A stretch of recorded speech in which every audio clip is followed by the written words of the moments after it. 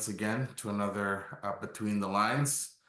Blessing to have each and everyone on the line tonight.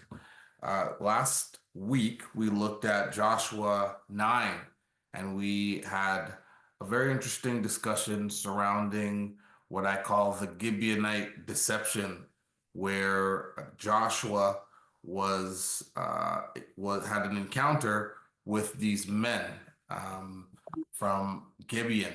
So I'm gonna just briefly recap what I call the Gibeon deception.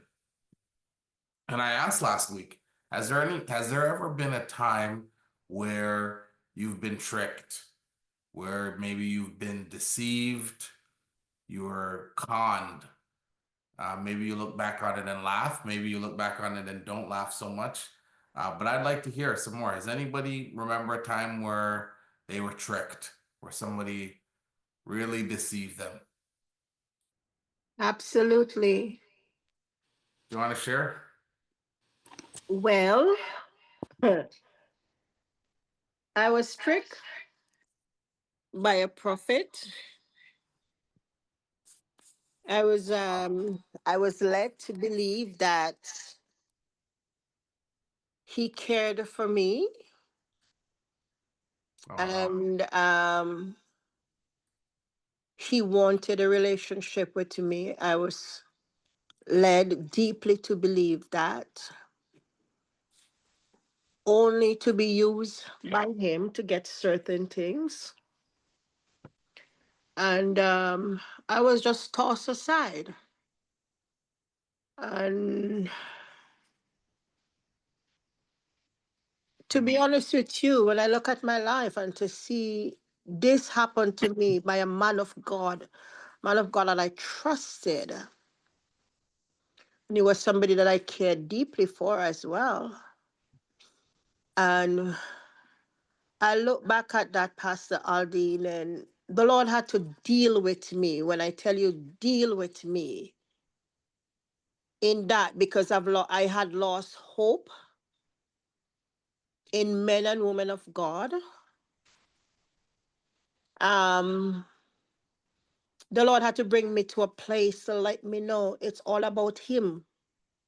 And not these men or not these women, it's all about Him. And would you believe that today, Pastor Aldine, that man called me and want to try again? After all he did to me, that man called me and want to try again. Yeah, I'm telling you, deception I is. was hurt so bad, so badly by this young man. So badly. There's absolutely nothing I would not have done for this individual. But as I said, sweet talk led me to believe that he cared, and he really cared, but he didn't care. My hand was too sweet for him. All he wanted was my hand. What I was handing out, that's what he wanted. And Mhm. now situation is not going right in his life. Then he want to come back in my life. I'll talk to him, but would I bring him back in my life? No, Mhm. no. Once you scar me, that's it. I will forgive you, but then I'll keep you at a distance. That's it. Yeah. Well, There's too much I cannot really talk about what I've done. I cannot talk about it. mhm, But Pastor, I was really really hurt, mhm. and this just happened in 2022. Well, thank you for sharing that. They say uh, twice bitten, once shy, right? Yeah. Thank you for sharing that. I think deception, as we talked about, is not a very nice thing. Not a very nice thing, and unfortunately, it's a strategy that some people use. Yeah. Strategy that some people use intentionally, and in the reason I asked this question because Joshua he is deceived, and it's by means of a strategy. So Joshua's um, by chapter 9 has conquered territory. He's had these huge victories. The walls of Jericho have come crumbling down. He's defeated AI, where he was victorious in AI, and all of the surrounding kingdoms. They're terrified against about from Israel, because Israel is just moving at a rapid pace. They're conquering territory. They're subduing kingdoms, and the Gibeonites, who were next. You could see on the map Ai, Jericho, and then Gibeon, who were likely the next. They realize, you know what, we got to try a different strategy. If we're going to be victorious, we got to try a different strategy. So they say, you know what we're going to do is we're gonna dress down, because the Gibeonites, they were a strong people, um, perhaps for far more wealth, far more resources than Israel. They were a large kingdom, and so these Gibeonite men, they came dressed in worn out clothes, patched out sandals, um, old tattered things. They came and they presented themselves before Joshua as though they were travelers from a distant land. And the provisions, the things they had, were old and moldy, as I had mentioned. So they say, they come to Joshua and they say, Joshua, we've heard of all these victories. We've heard of your God and the victories that you've won. And we are from a far country, and we want a peace treaty with you. We want a peace treaty with you because we don't want war. We want to be in your good books. And they show themselves and they look uh, like something that they're really not. And like you're describing the situation you're talking about, Debbie. There, this is what people do in the midst of deception. They present themselves as something that they really, really are not. And this is what they did to Joshua. So Joshua, he unfortunately doesn't consult God in this case about Gibeons and their requests. And then they're deceived. Joshua's deceived by the Gibeonites' appearance and words. And uh, Joshua makes a covenant with the Gibeonites, promising to protect them, promising that he would protect them. So the other question I asked was, would you keep the promise? Would you keep the promise? And he makes this covenant with them. Fortunately, you didn't make a covenant, Sister Debbie. That's the good part of it, right? Uh, but these people, Joshua made a covenant with them, and then I asked the question, would you do it? What would you do in that case? Slightly different than what you've described, Sister Debbie, but the question I asked is, what would others do? 3 days later, they discover that, okay, these were not who they were presenting to be. They were actually the Gibeonites. They were this neighboring kingdom.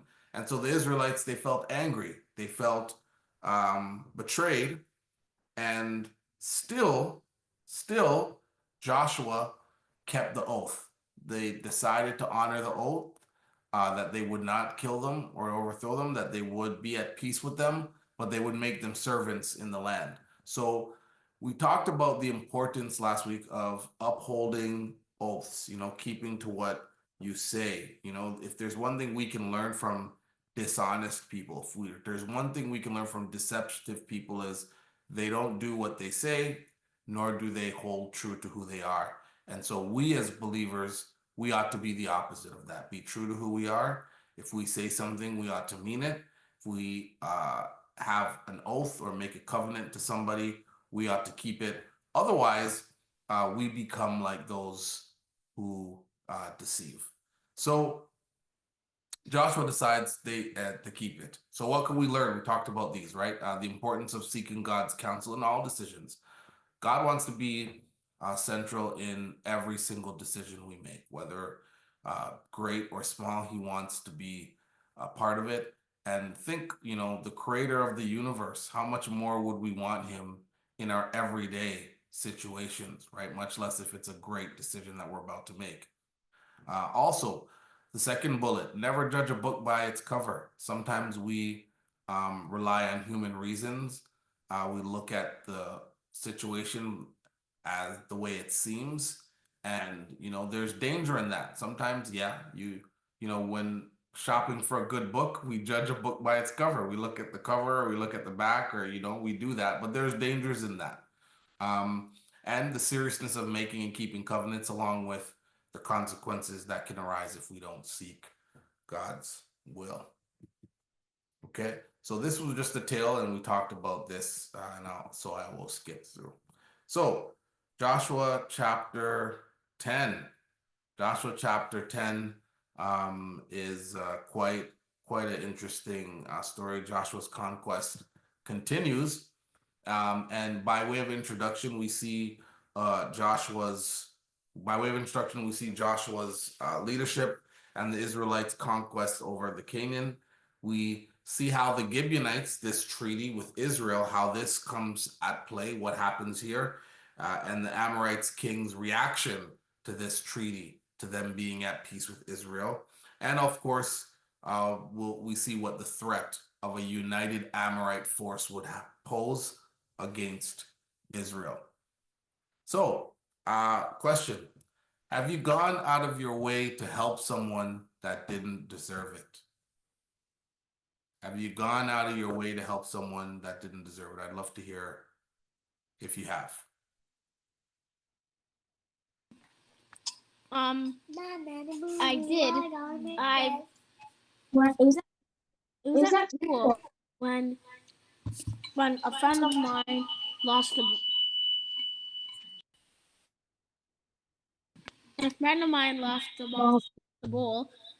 ball, and he kicked it all the way to the not from our field, and I ran from recess, and I asked the teachers if I could go and get it, and they allowed me to get it, and the person was very appreciative because they were very sad that the ball got kicked over the fence. Okay. Anyone else? A time where you helped somebody that didn't deserve it?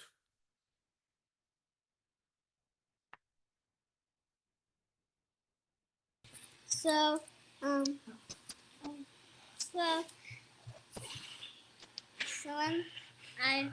the boys were playing soccer, and and they kicked it too far, and that's what I was playing. So I picked it up and gave it to them, but they said, Okay, girls, I think you're getting distracted here what the question is, okay? So I'm gonna mute you, and I'm gonna give someone else the opportunity, okay? So the question is, have you gone out of your way to help someone that did not deserve it? Yes, I actually helped someone that needed help. So I'll share my story. So a friend of mine had asked if I can come over and help her clean her house, get it organized, and at the same time help her watch her kids. So I said, sure, I can do that, no problem.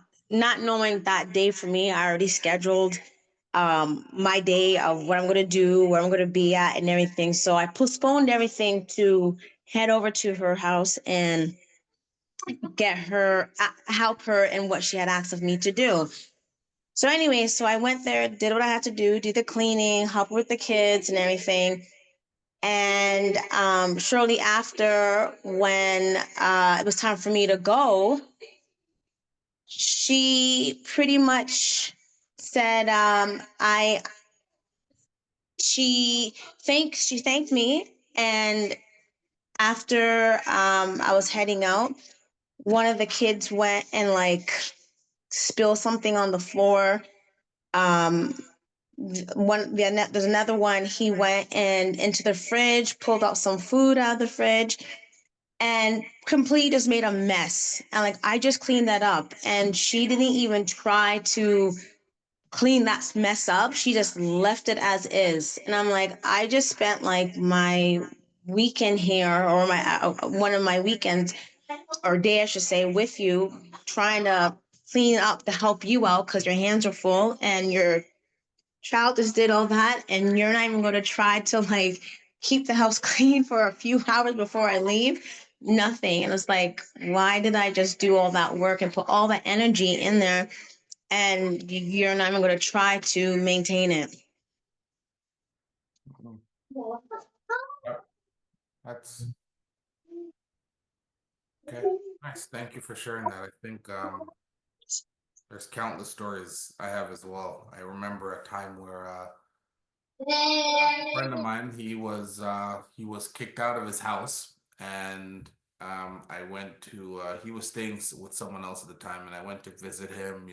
I had some clothes that I brought for him. I had taken him out. We're gonna go out for lunch and whatnot, and I had some things I was gonna give to him, and to help him a bit and just sit and talk with him. And I'll never forget. I went pulled in to get gas, and I had put my wallet in the dispenser, and I went out to the went out to the gas station to pay to pump the gas. Went in to go to the register and noticed I forgot my wallet. When I went back to my car, I noticed my wallet was not in the same place I put it.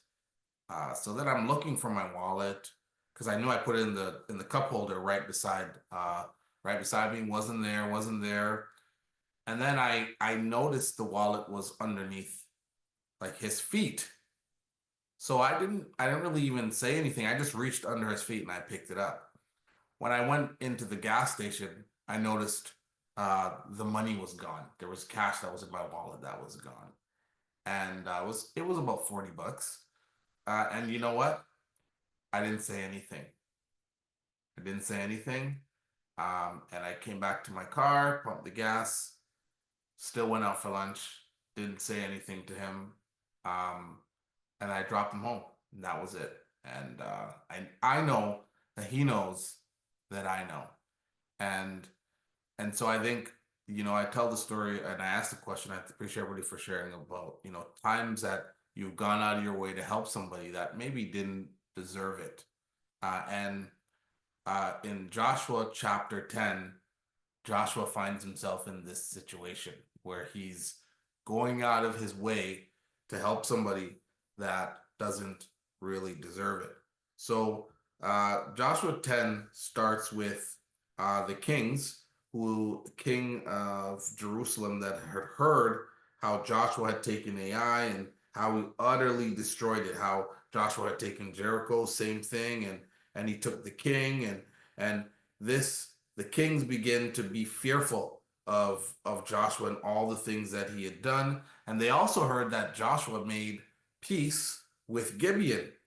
And so they feared greatly because Gibeon in verse number 2 of chapter 10, it says that Gibeon was a great city as one of the royal cities, and because it was greater than Ai, and all the men thereof were mighty, and Israel came to peace with them. So when the king heard of this, the king began to collaborate with other kingdoms, gather with other kingdoms. In verse 3, it says, "Wherefore Adonizek, king of Jerusalem, sent unto Hoam, king of Hebron, and unto Piram, king of Jarmuth, and unto Japhia, king of Lachish, and unto Debir, king of Eglon, saying, Come unto me, and help that we might smite" who? Guess who? Gibeon.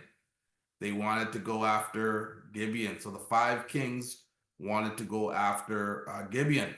And so when Gibeon gets wind of this, they go to Joshua, say, "Joshua, do not abandon your service. Come quickly and save us." So all of a sudden, they're saying to Joshua, who, they remember these Gibeonites, they deceived Joshua. and Joshua's promised to keep his oath in spite of being deceived by them. But look what Joshua does. Look what Joshua's response is in chapter number 6. Chapter 10, verse number 7. The Bible says that Joshua ascended from Gilgal, he and all the people of war with him, and all the mighty men of valor. So, two things in his response, right? Number one, Joshua ascended, meaning ascend is to go up. So he went up, he climbed, he went up the terrain. In other words, he went through difficulty to help these people because of his oath.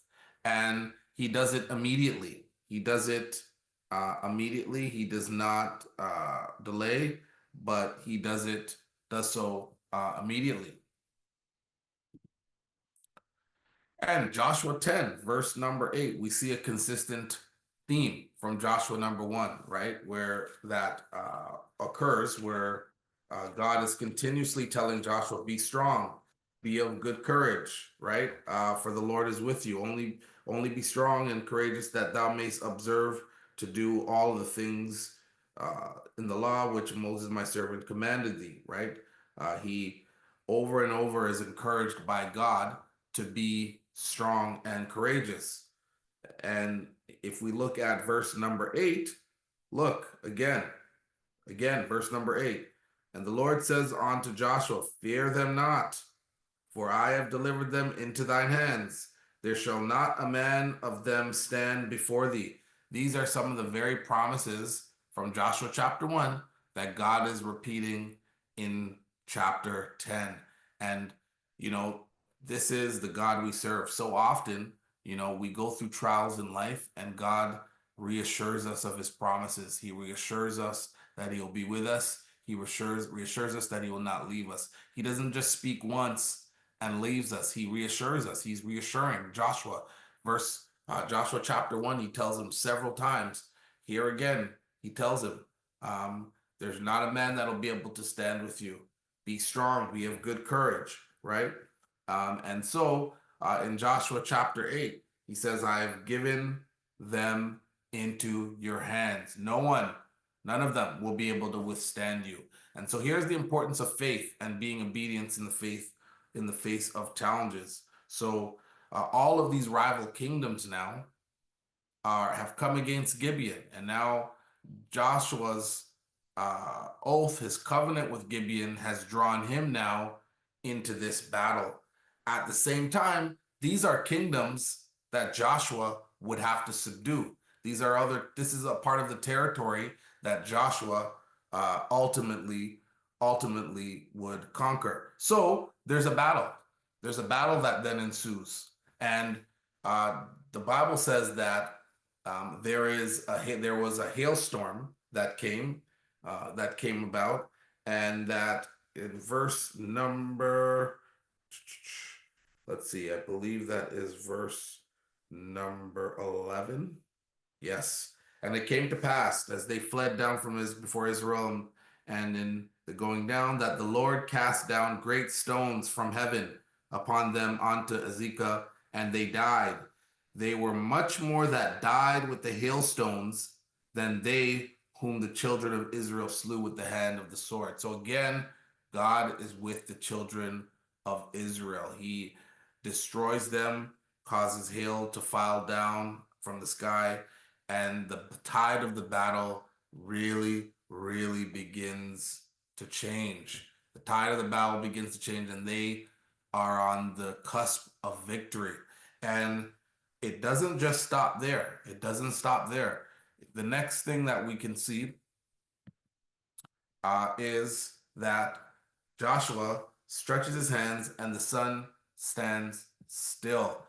I am curious if anybody has ever extended their faith and seen an immediate sign. Is there a time where you've extended your faith, whether you called out to God for something, and you've seen an immediate sign? You've seen an immediate sign.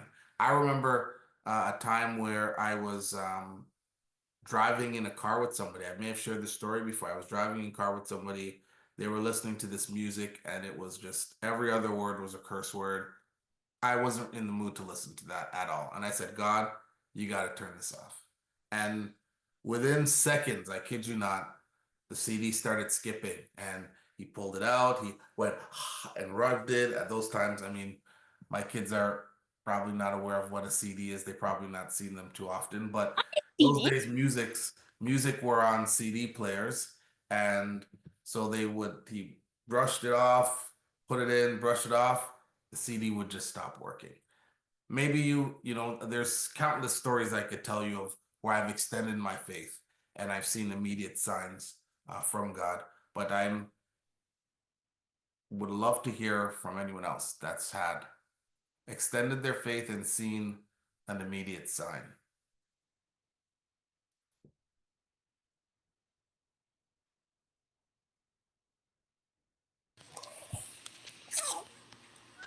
No?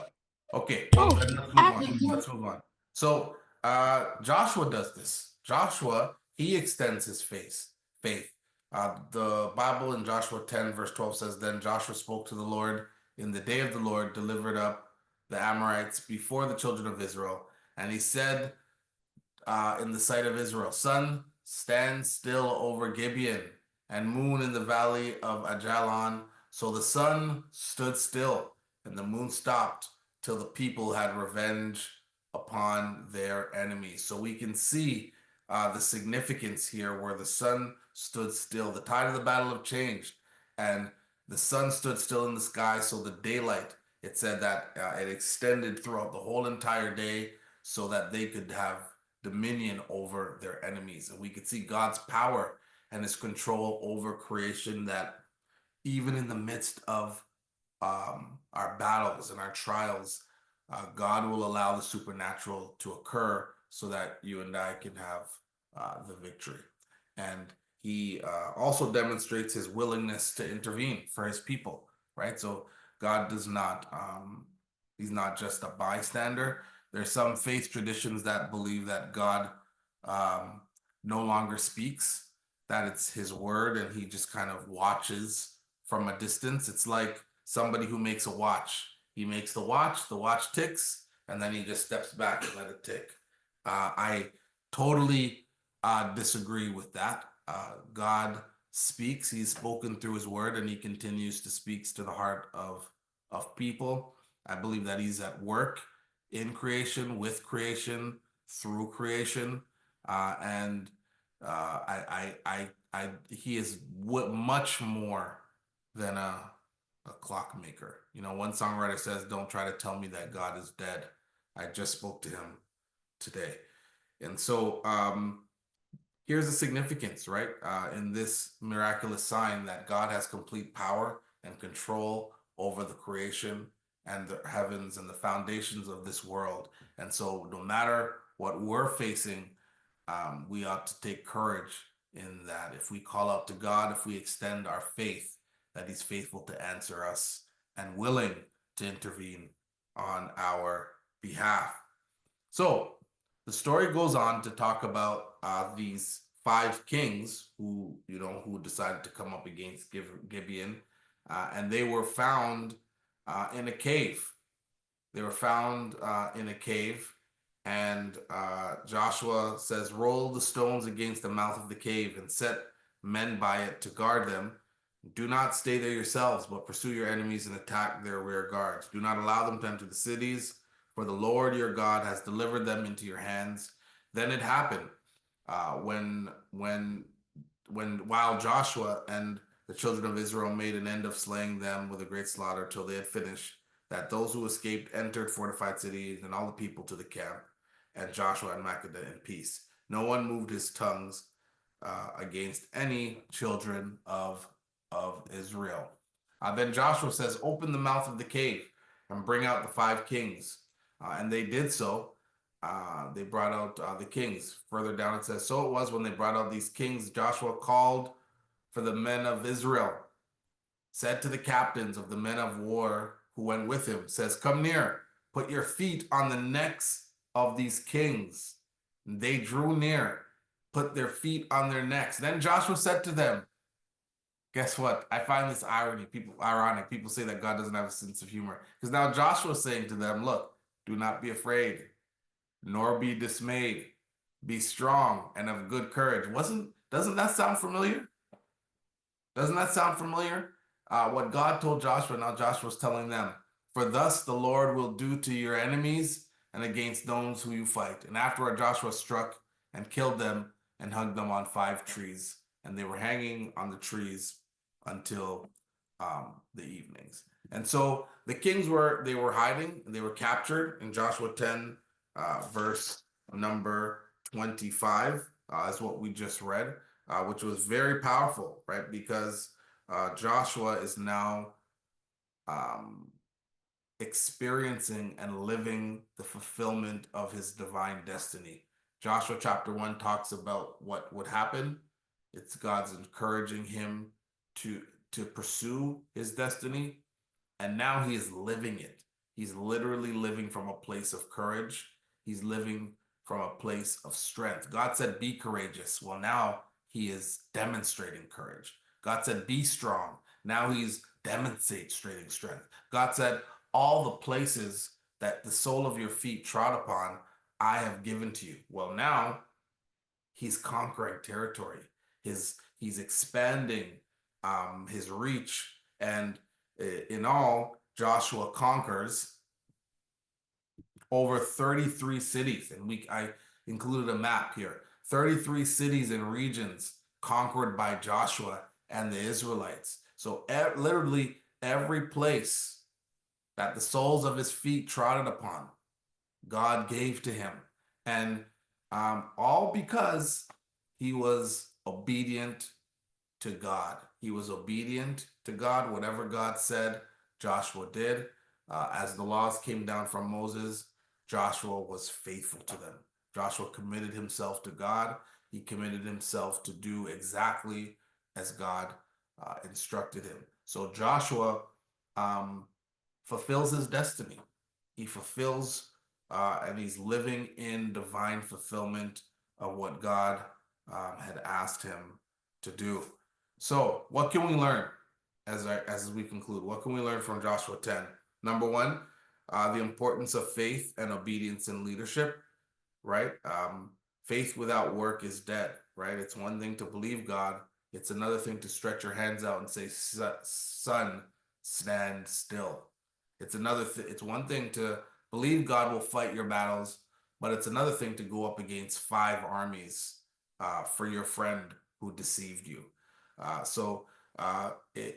Faith is nothing without work. It requires an active reliance, dependency on God, and it requires an action on your part. Number 2, the power of prayer and divine intervention.